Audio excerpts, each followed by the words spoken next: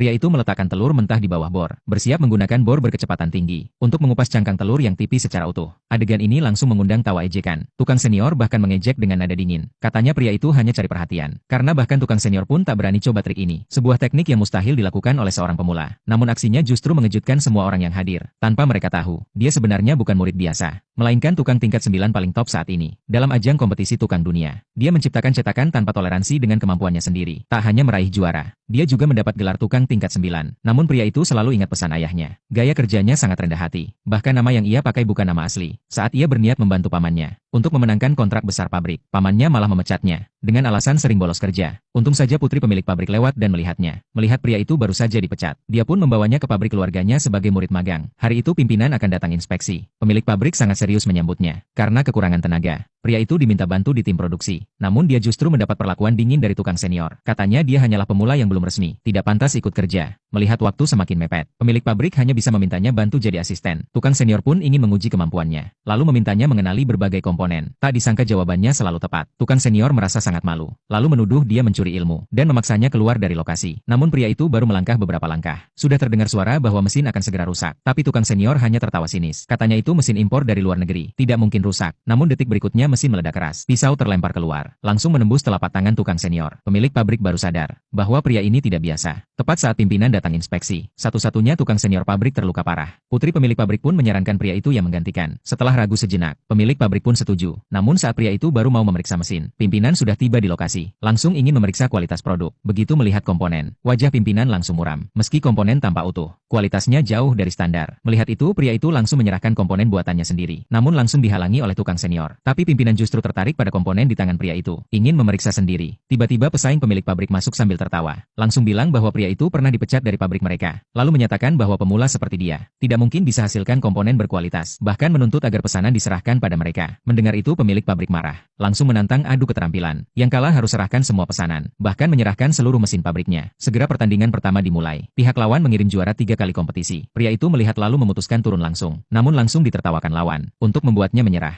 lawan malah meniup balon di depan semua orang. Lalu memukul permukaannya dengan paku besi. Namun balon tidak pecah sedikit pun. Trik ini langsung mengejutkan semua orang. Semua yakin pria itu pasti kalah. Tukang senior bahkan diam-diam merasa senang. Namun pria itu tetap tenang. Mengambil sebutir telur mentah dari keranjang. Meletakkannya dengan mantap di bawah bor. Mengontrol bor agar berputar perlahan. Dengan gesekan cepat, kulit telur mulai terkelupas sedikit demi sedikit. Melihat itu semua orang semakin mengejek. Mengira dia hanya main-main cari perhatian. Tukang senior bahkan berani sumpah. Kalau dia benar-benar bisa, maka dia akan berlutut dan memanggilnya guru. Pria itu tidak peduli. Hanya terus mengontrol mesin untuk mengupas telur. Setelah selesai, telurnya tetap utuh tanpa rusak sedikit pun. Saat semua orang masih menertawakan, detik berikutnya, cuplikan asli dimulai.